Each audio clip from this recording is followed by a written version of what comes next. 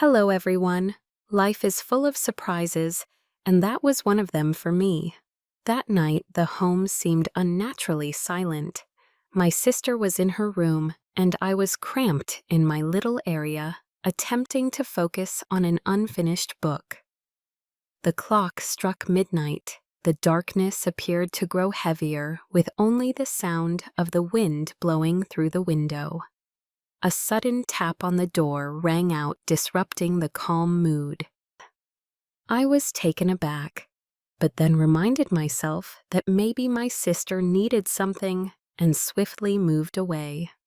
The door opened, and there in the doorway, I really miss you, my sister-in-law, standing unsteadily, the strong odor of alcohol pouring right into my nostrils, the faint light from the hallway gleaming on his face. A peculiar smile was obviously noticeable. He gazed at me for a minute, his eyes clouded with alcohol, before saying, "Wife, I miss you so much." The words made me freeze. Before I could respond, he came forward, his clumsy arms around me. Then we were. I am Lily. I grew up in a loving household in the tranquil countryside, where every morning began with the sound of birds chirping in the broad green fields. My parents, humble farmers, loved and protected me unconditionally. However, when I turned 18, the milestone of maturity required me to leave my home to attend university. That trip was not only a watershed moment in my life, but it also marked the beginning of stories I never imagined would unfold. I relocated to the city and lived at my sister's home. My sister was married to John, and they lived in a wonderful small apartment in the city center. When I initially arrived, I was taken aback by how quickly things moved here. The metropolis seemed vastly different from my birthplace, from the congested traffic to the towering skyscrapers. But after a while, I discovered that city life wasn't all that weird. People are still working hard. The only difference is that they work in nice offices rather than in the countryside, where they would be exposed to the sun and rain. My sister and brother-in-law are quite nice. The first day I came, they welcomed me warmly. I felt quite fortunate that my sister had a compassionate spouse who always loved and cared for her. In the early days of being here, I assumed that I would be steady and that wonderful things would continue to happen. But I had no idea that everything had only just begun. While I initially came, my brother-in-law and sister maintained a certain distance while expressing affection in front of me. They may have attempted to make me feel at ease, since they knew I had recently moved from the countryside and was unfamiliar with city life. However, after a long time of living together, they began to feel more at ease, and their personal gestures grew more natural, no longer bashful. It began as a simple touch or a grin, but the embraces and kisses between them became more obvious with time. Many times I observed them being intimate and had to turn away, pretending not to notice, but inside I was humiliated. Once it was a weekend. My brother-in-law and sister-in-law were both at home because they did not need to go to work. I had an appointment with some new friends I made at university, so we all headed to the library to study and review. Before leaving, I said farewell to them and noticed they were sitting together in the living room, watching TV, and conversing, looking really tranquil. The study session ended fast. In the afternoon, I arrived home, walked into the living room, and came to a stop.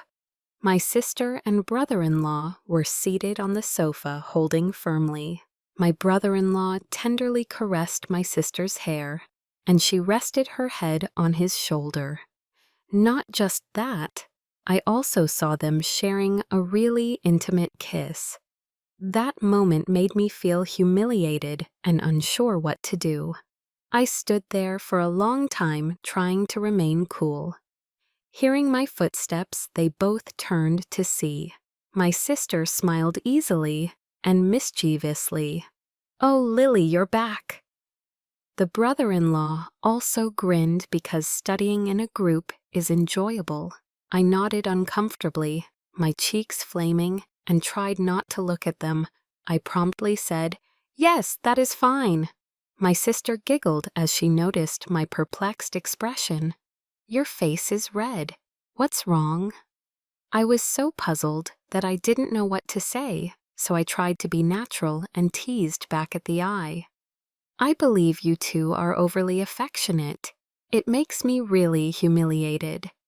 Hearing this, the brother-in-law broke out laughing. The sister covered her lips and giggled, and they both seemed quite delighted. She said, "John and I are just in love normally. There is nothing to be bashful of." I could only smile bitterly, feeling as if I had simply stumbled into a bizarre position. "Okay, I am going upstairs." Having stated so, I hurriedly walked up to my room and shut the door. He sighed in relief. My mind was still in turmoil from what I had just witnessed. Even though I understood they were husband and wife, and that such tenderness was expected, I felt humiliated for some reason. Perhaps because I had never seen somebody express their emotions so blatantly in front of me.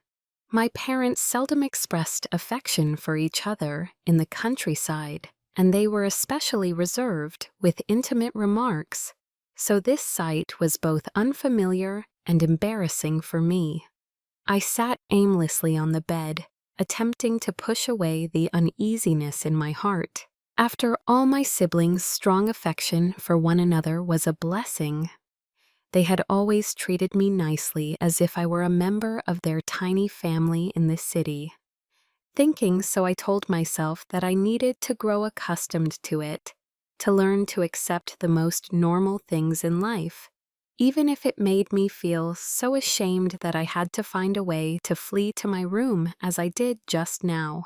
Even though I convinced myself that this was natural, and that my brother and sister liking each other was a wonderful thing, I couldn't help but feel something in my heart whenever I saw them being affectionate.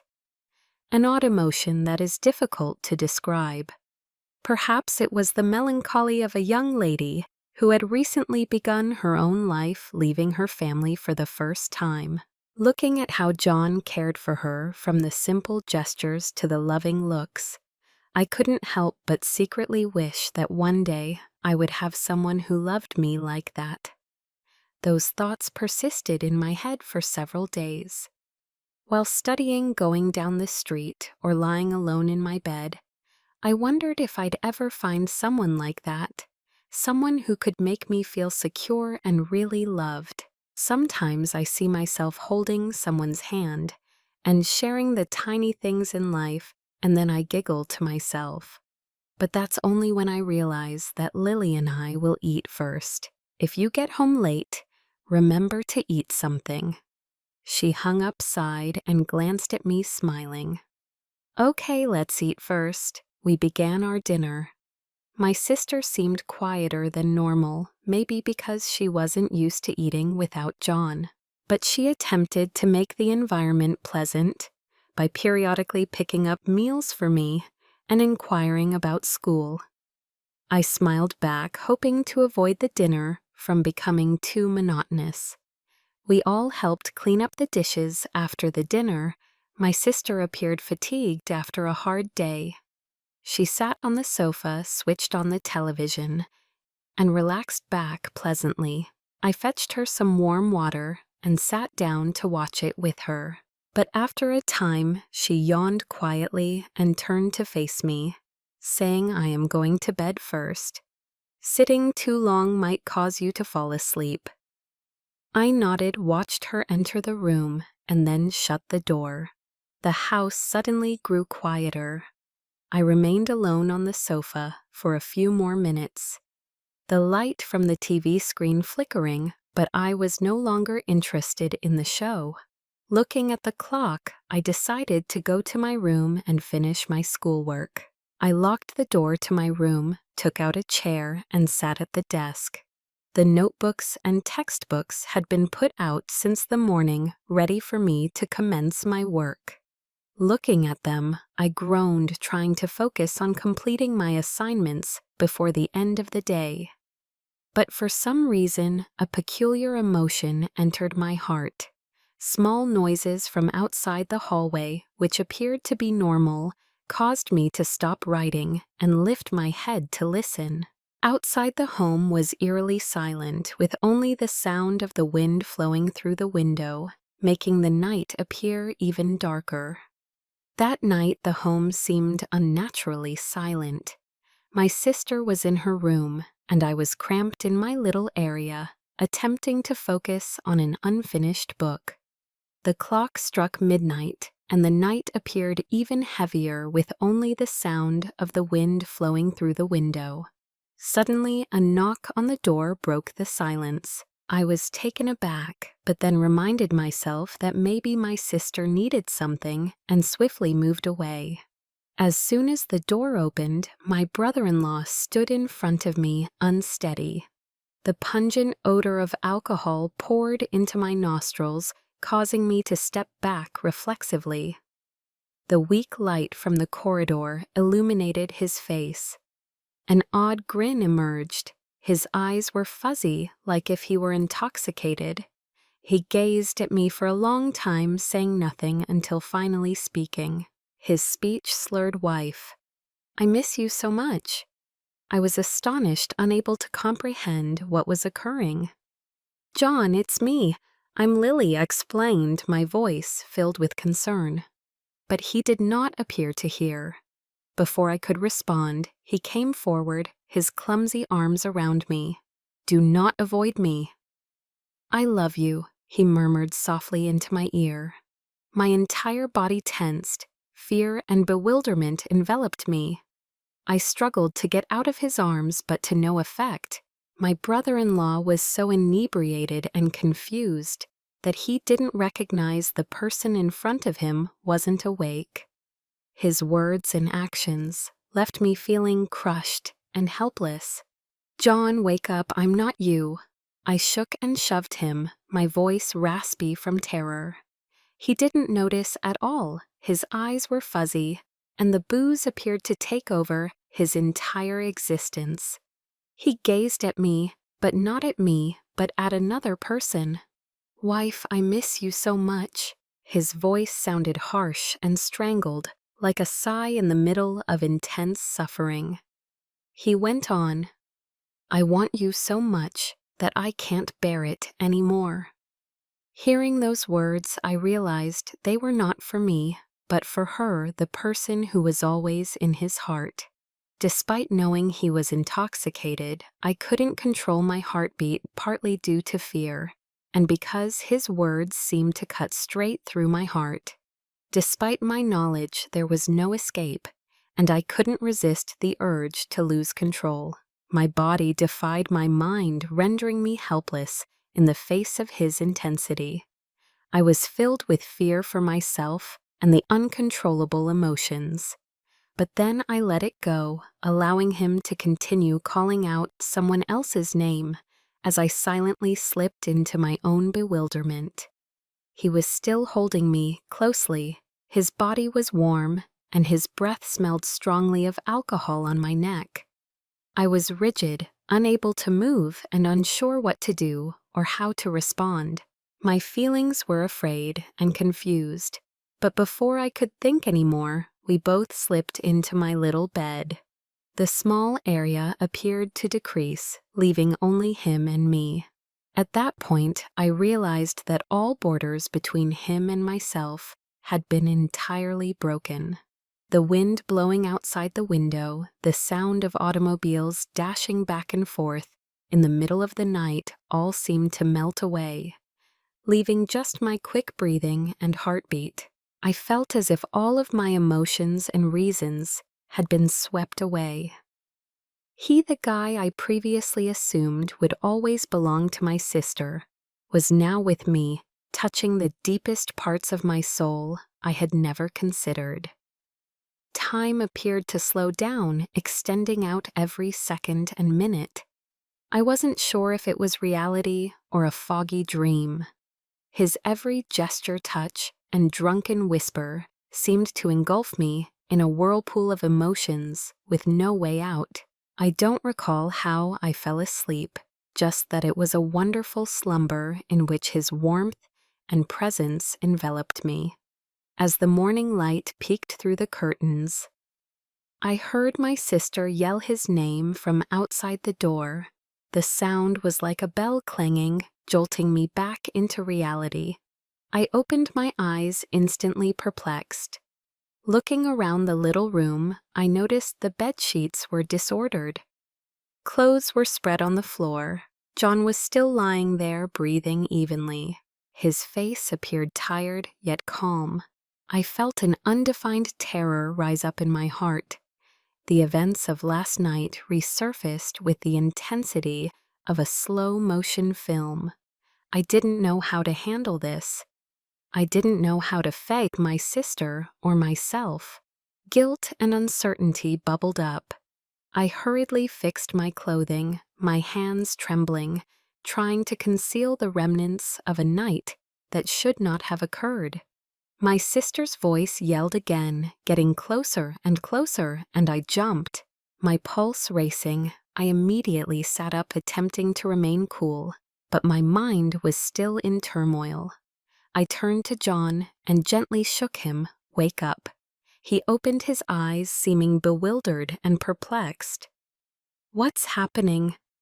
Why are you here?" He peered around the room, bewildered, as if attempting to piece together fragmented recollections.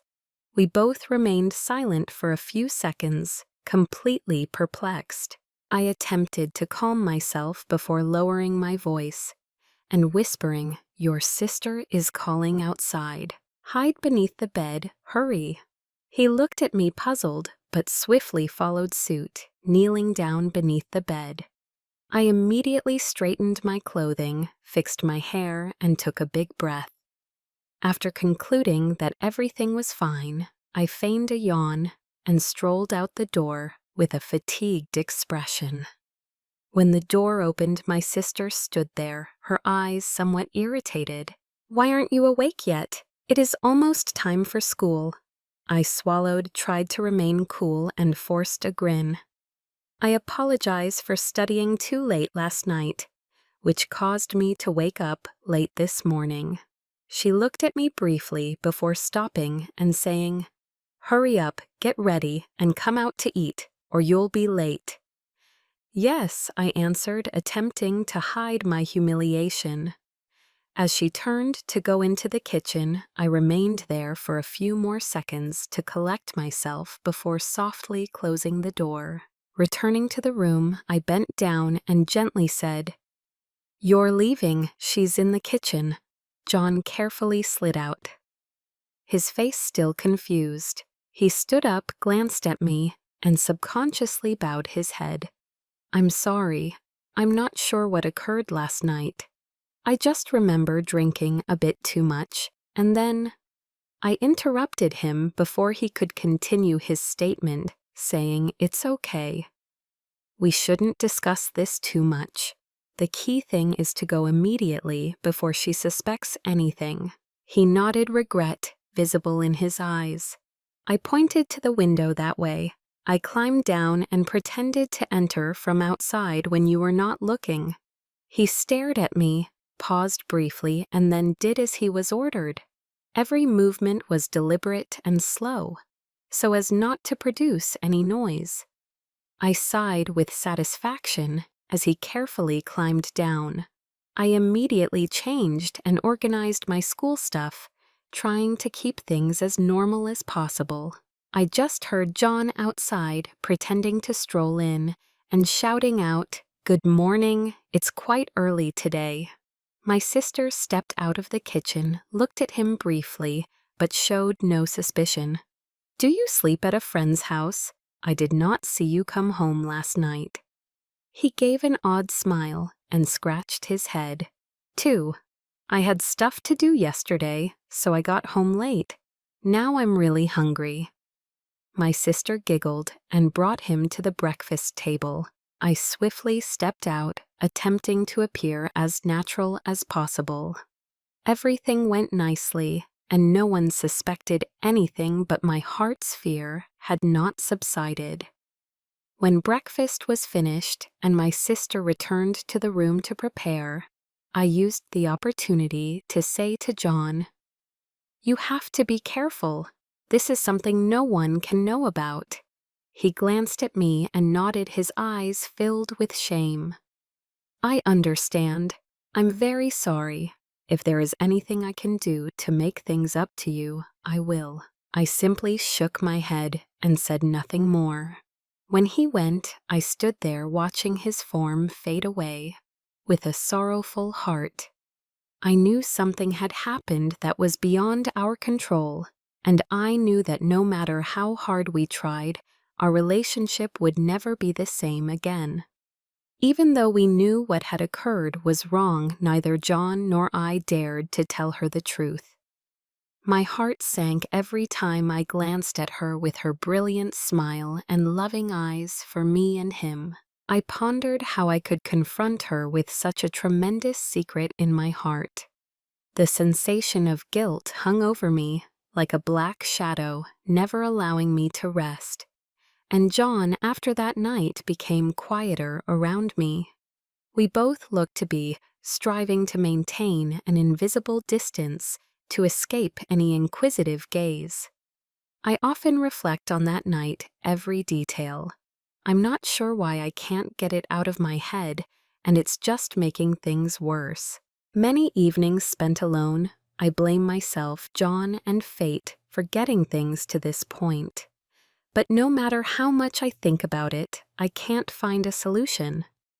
How can I live with this passion without endangering my sister? In the following days, I attempted to avoid being around John. I avoided staring into his eyes and engaging in superfluous chats. I sensed that he was doing the same. He no longer joked naively with me like previously, and when the three of us were together, the atmosphere between him and me was usually oppressive, which made my sister wonder at times. But she never suspected anything, which made me even more devastated. I knew I couldn't keep living like this. I couldn't allow my contradictory feelings and passions to dominate me every day. So after many nights of thought, I decided to move out. I informed my sister that I wanted a quiet location to study and work. She first disagreed, claiming that I did not need to go because remaining at home was more comfortable and there was someone to look after me. But I was determined, drawing up all sorts of excuses to persuade her. I am a grown-up now. I want to learn to be independent, I added, attempting to conceal my fears. She glanced at me, her eyes somewhat apprehensive, but eventually consented. "If that's what you believe, I respect it. However, if you have any difficulties, please notify me." I smiled and nodded, but my heart was heavy with grief. How could I tell her that the actual reason I fled was to avoid the faults I'd committed? The day I departed, John stood quietly in the corner of the room, not uttering a word. When I pulled my luggage past him, he simply stared at me. His eyes filled with incomprehensible feelings. I didn't dare to stare at him for long. I simply bent my head and walked out the door. When the door closed behind me, I felt as if I had just left a piece of my life behind. But at the same time, I hoped that leaving would allow me to stop my anguish and regain the tranquility I had lost. After moving out, I attempted to begin a new life. Away from the house, which had so many complex emotions and memories that tortured me. Living in a small room was not easy, but I felt like I had more space to think clearly. However, recollections of that night returned from time to time, particularly during peaceful periods. I pondered if I had made the correct decision by remaining mute and leaving, or if I should have confronted reality from the start. But then I understood that certain secrets, when revealed, may harm many people, and I didn't want to be the one to inflict those wounds. John and I began to communicate less frequently. We recognized that distance was required to safeguard what remained. My sister still contacted me on a regular basis to inquire about her and John's lives' future plans, and the simple joys they enjoyed. When I hear her voice, my heart feels both relieved and heavy. I know she still loves and trusts me, and all I can do is try to live my life correctly so that I don't disappoint her. As time passed, I came to recognize that while certain errors also are unavoidable, we can modify ourselves to prevent repeating them. I learned to forgive myself, not forget, but to go forward. I concentrated on learning, working, and establishing an independent lifestyle. The agony and shame lessened with time, but the lesson learned from the experience stuck with me. My story taught me that moments of weakness and actions taken while intoxicated may have long-lasting effects. My error not only damaged myself, but it also jeopardized my family ties.